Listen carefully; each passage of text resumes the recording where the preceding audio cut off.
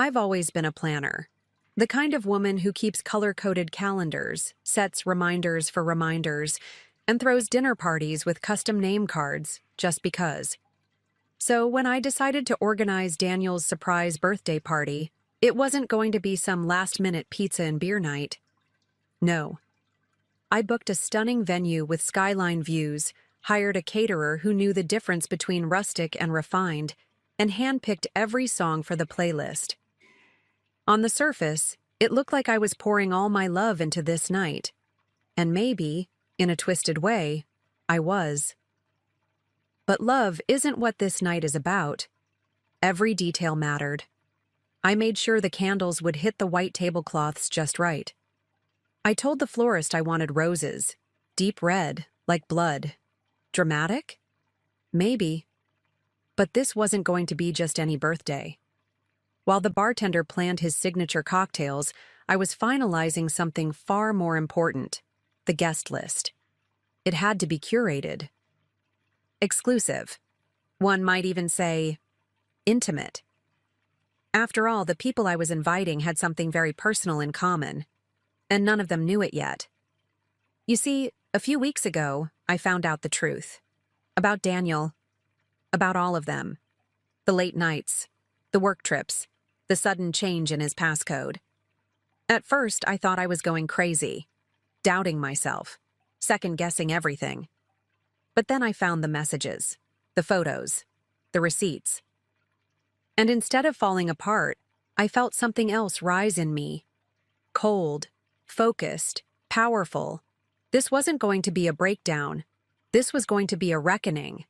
I started collecting names like puzzle pieces. One by one, the picture became clearer. Different faces, different cities, the same lies. Some of them posted cute selfies he'd liked. Some had flirty texts backed up in old chat threads. He was careful, but not that careful. And once I started digging, the truth unraveled fast. It didn't make me cry. Not anymore. It made me meticulous. Each name I found felt like a match I was striking. This wasn't a party. It was a fuse. I remember sitting on the floor, surrounded by candles and envelopes, thinking, what do I wear to my own revenge? A dress that said elegance, not rage. A shade of lipstick that matched the wine. Everything had to be subtle, elevated, even the sabotage. I wanted him to walk into beauty before realizing it was a trap. There's something poetic about that. Letting him breathe in the roses before they show their thorns. Because I wasn't going to yell. I wasn't going to cry. I was going to host. Planning it gave me purpose. While he sent goodnight texts from hotel beds that weren't his, I was building my moment. While he lied to my face with that lazy smile, I was smiling back, knowing exactly what I'd do. And the best part? He had no idea. He thought I was organizing a party to celebrate his life. But really, I was curating the perfect stage for the truth to walk in. And oh, the truth was about to be breathtaking. I kept thinking about the look on his face. That split-second flicker when charm turns to panic. When all the pretty lies catch up at once. I wasn't doing this just for me. I was doing it for every woman he fooled, every story he twisted, every moment he made someone doubt their worth. I knew it would be messy, awkward, maybe even chaotic. But it would be honest. And I was tired of pretending everything was fine just to protect a man who lied as easily as he breathed.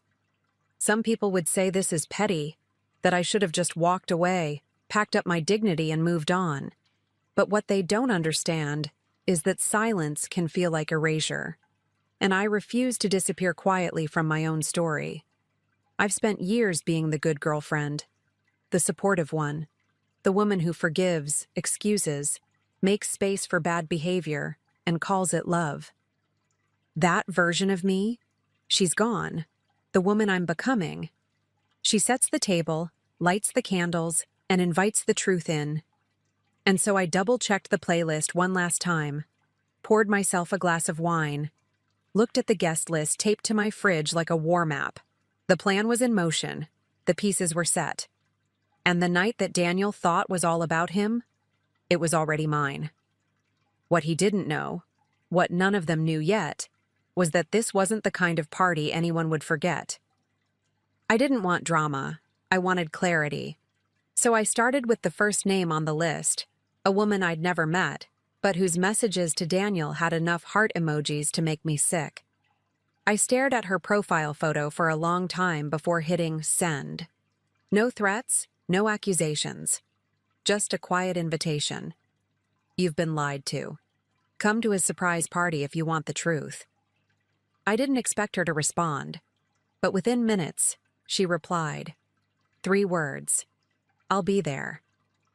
One by one, I reached out to the others.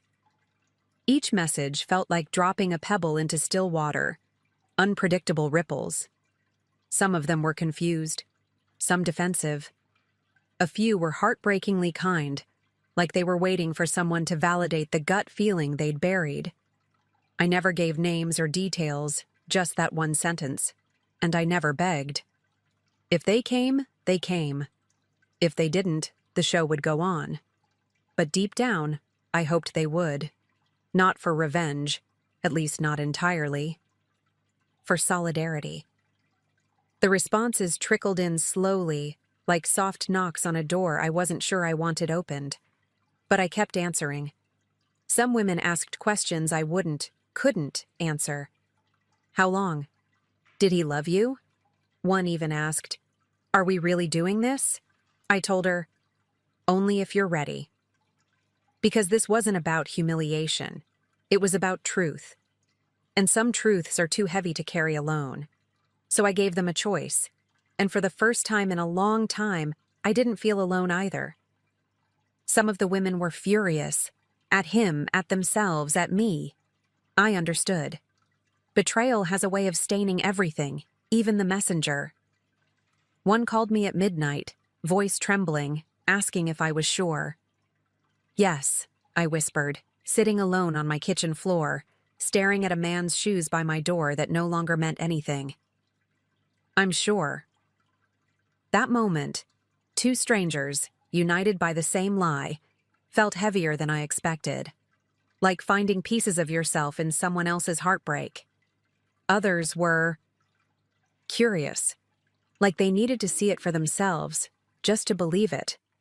One woman said, If he lied to me, I want to look him in the eyes when he sees the truth walk in. I respected that. We weren't plotting revenge. We were reclaiming our voices, each in our own way. I gave them the details gently, time, location, dress code. And one very important rule, say nothing until I say it's time. Not to be dramatic, but I needed control. I needed that moment to be mine. And somehow, they listened. Not all of them said yes, but more than I expected did. I imagined them getting ready on that night, putting on lipstick, fixing their hair, holding the invitation in one hand and 1,000 questions in the other. They didn't know each other. They barely knew me. But they knew what it felt like to be lied to by someone who swore he was different. And that was enough. Enough to say yes. Enough to show up. There was one woman I almost didn't invite. Something about her photos made my chest tighten. She looked happy. The kind of happy I used to be, before the suspicion, before the double-checking, before the lies made me question my own reflection. I hesitated with her. Maybe because I could see myself in her, naive, trusting, unaware. But I sent the message anyway. A few hours later, she replied with just one word. Finally. And something in me exhaled. I wasn't sure how many would actually show up. Would they believe me? Would they chicken out at the last second? Would they sit at the bar, silently watching each other, wondering who was who? The truth is, I didn't know. But I wasn't organizing a protest. I was setting a stage. If even one of them showed up, it would be enough. Enough to prove I wasn't alone in this twisted web. Enough to make him face what he'd built with his own selfish hands. As the day approached, I felt the tension rise in my chest like a storm warning. This wasn't just about Daniel anymore. It was about all the women who've ever been told to calm down, to not overthink it, to trust him. I thought about them, about us, and I knew. This wasn't just an invitation, it was a reckoning. And the most beautiful part? He still had no idea. The night had finally arrived. I stood in the center of the venue, a soft, amber-lit space with high ceilings and polished wood floors, and took a slow breath. It looked beautiful, elegant, almost too romantic for what was about to unfold. The candles flickered gently across the tables. Strings of warm lights hung like stars just above our heads. It was the kind of room that whispered, "You are loved." And that was the irony. It was perfect, just like he always said I was. I adjusted the neckline of my dress, straightened a few place settings, and waited. The playlist was low, jazzy, familiar. One of the few things he and I actually agreed on. The bartender nodded at me, ready. The photographer I'd hired, under the pretense of capturing a romantic night, set up by the far wall. And then, the door opened. The first guest arrived. I smiled, soft and measured, and greeted her with a glass of champagne. She looked nervous. Her eyes darted around the room. I touched her arm and said, "You're not alone." One by one, they came. All of them different. All of them beautiful in their own way, and all of them carrying the same quiet tension in their eyes. Some wore pain like perfume, subtle but unmistakable. Others held their heads high, already burning with quiet fury. They didn't speak. Not yet. But their silence filled the room like smoke. They looked at each other, uncertain, trying to make sense of the pattern. Some were shocked. Some just nodded, like a puzzle finally falling into place. It was a strange kind of beauty, watching these women, once strangers, now orbiting the same betrayal. I kept my movements calm, deliberate. I offered smiles, filled glasses, and made light conversation when needed. But inside, my heart was steady like a drum. Not fast, not frantic, just firm. I wasn't nervous. I was ready. I had dreamed of this moment in every possible version. And now that it was real, it felt even more powerful than I'd imagined. There was this moment, just before the final guests arrived, where everything felt suspended. The room glowed. Soft jazz curled through the air like smoke. Laughter flickered nervously from a few corners, unsure and brief. Some of the women began to sense what was happening, that they weren't the only one.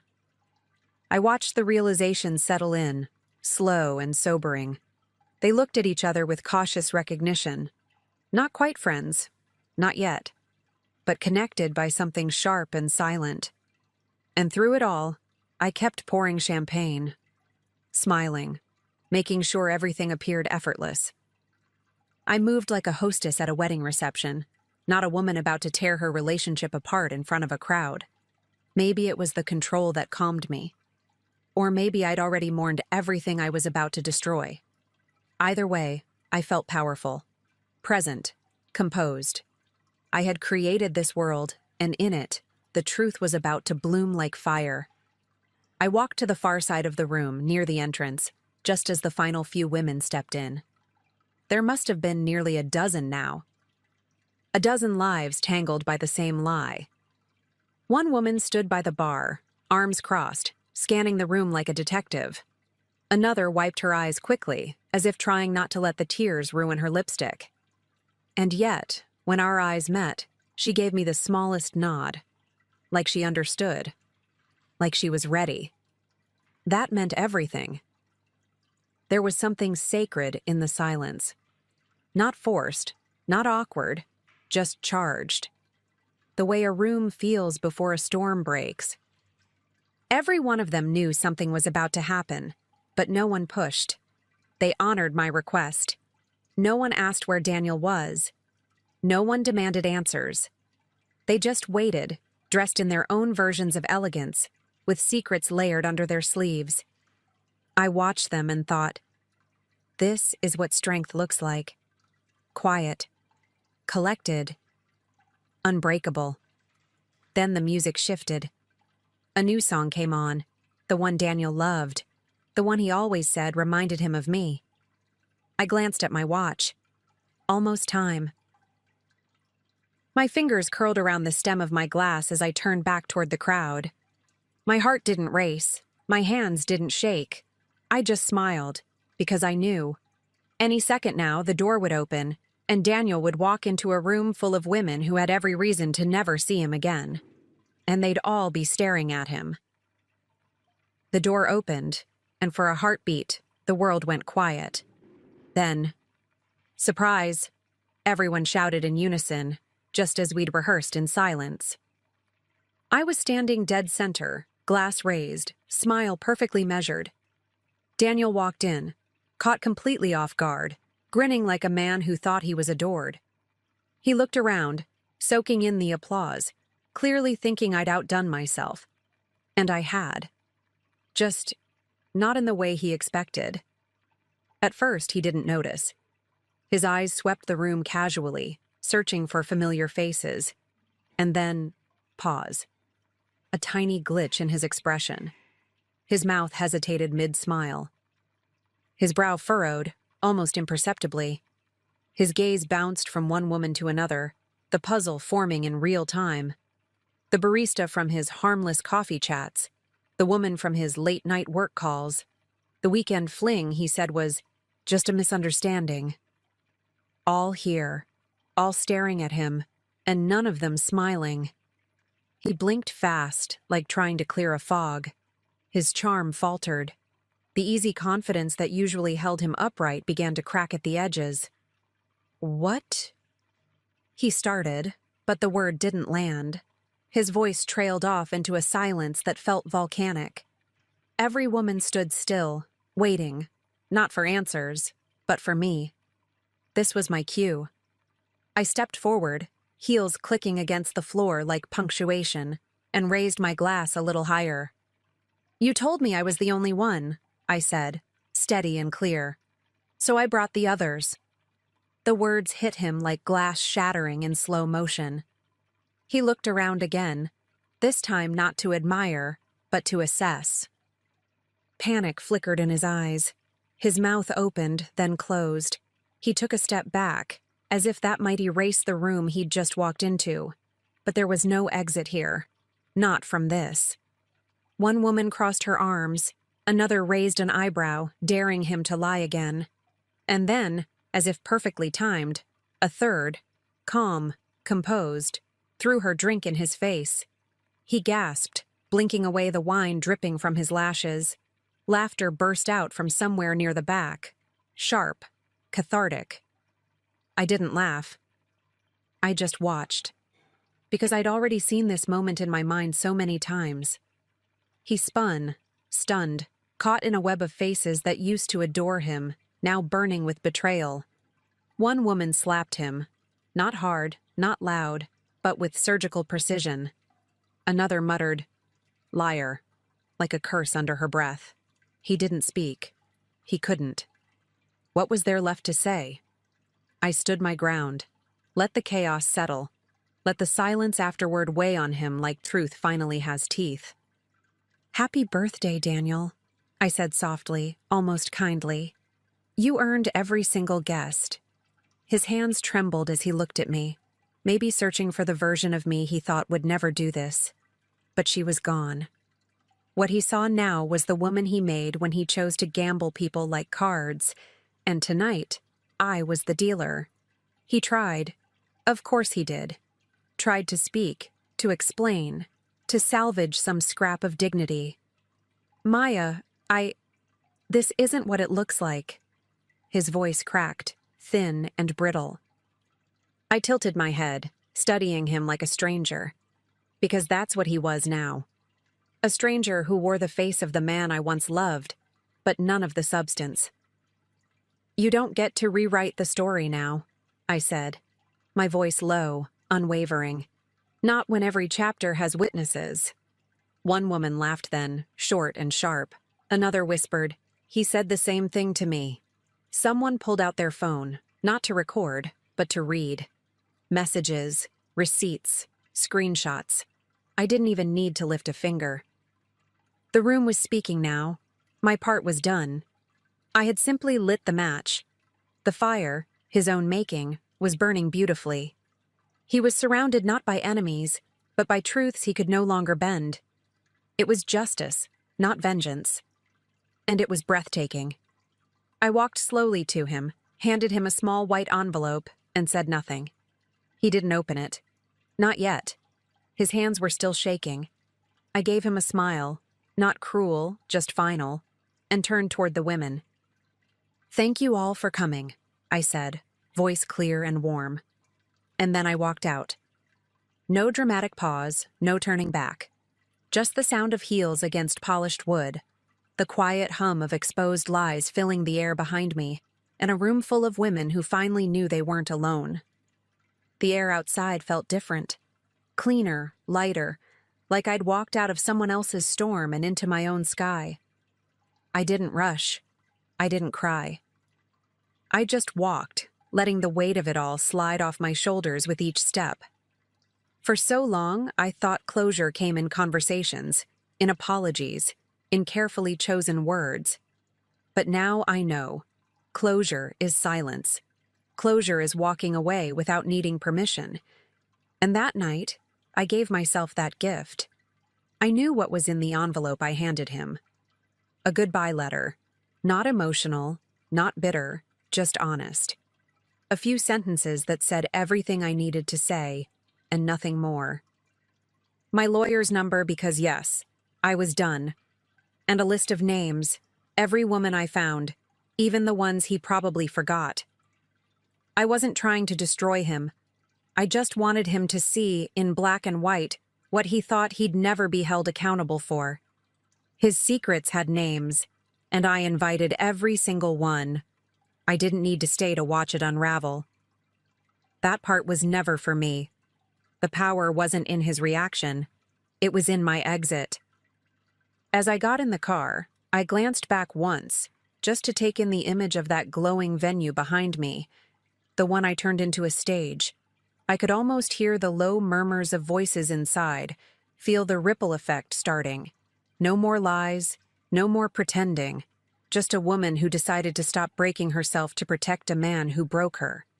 The days that followed were strangely quiet. No calls from him, no desperate apologies, just silence. Maybe he was still processing. Maybe he finally realized that charm has a shelf life. Either way, I didn't wait around. I filled the silence with things that made me feel like myself again. Mornings with strong coffee, walks without checking my phone, dinners where I actually tasted the food. It's wild how quickly peace returns when you stop making space for chaos. People started hearing about what happened. First whispers, then full retellings, some dramatic, some hilarious. I didn't try to control the narrative. Let them talk, let the story evolve. I wasn't ashamed. If anything, I felt seen. Some called it petty, others called it iconic. A few women even reached out, strangers, just to say thank you. "I wish I had the guts," one of them wrote. But it wasn't about guts. It was about truth, and deciding once and for all that I deserved to live in it. One afternoon, I sat at brunch with a friend, laughing over eggs and mimosas when my phone buzzed.